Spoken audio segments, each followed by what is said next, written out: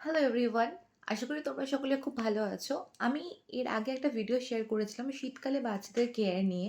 আজকে তোমাদেরকে দুটো জিনিস দেখাবো।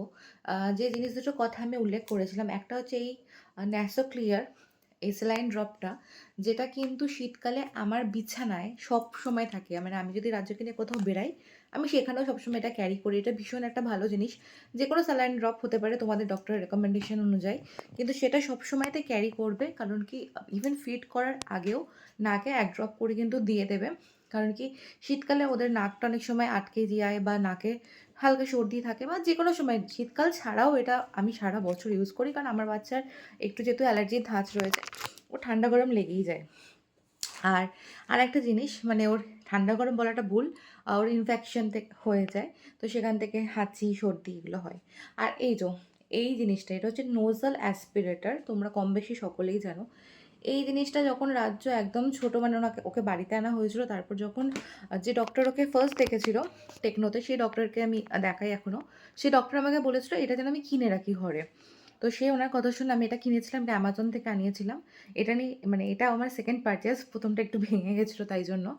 আর তো এটা ভীষণ ইউজফুল একটা জিনিস।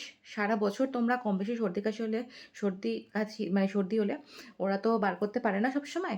আমার রাজু যেরকম এখন বড় হয়ে গেছে, 6 মাসের নিচে বাচ্চারা তো ওরা তো বার করতে পারে না। তো সেক্ষেত্রে নোজাল অ্যাসপিরেটরটা ভীষণ ভালো, ভীষণ ভালো। বাচ্চাদের নাক থেকে সর্দিটা বার করতে ভীষণভাবে সাহায্য করে। শীতকালে তোমরা কিন্তু এই জিনিসটা অবশ্যই রেখে দিও।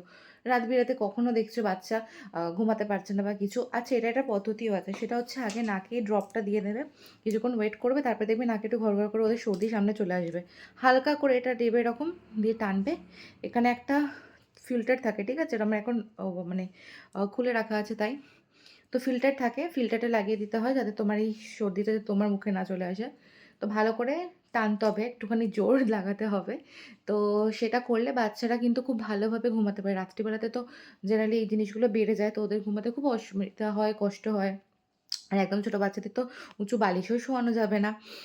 তো রাজ্যকেও আমি এখন উঁচু বালিশেও শোয়াই না, কারণ কোথাও এখনো বয়স হয়নি উঁচু বালিশে শোয়ার। তো সেক্ষেত্রে রাত্রিবেলা তো আমরা সকলেই জানি সব কিছু বেড়ে যায়।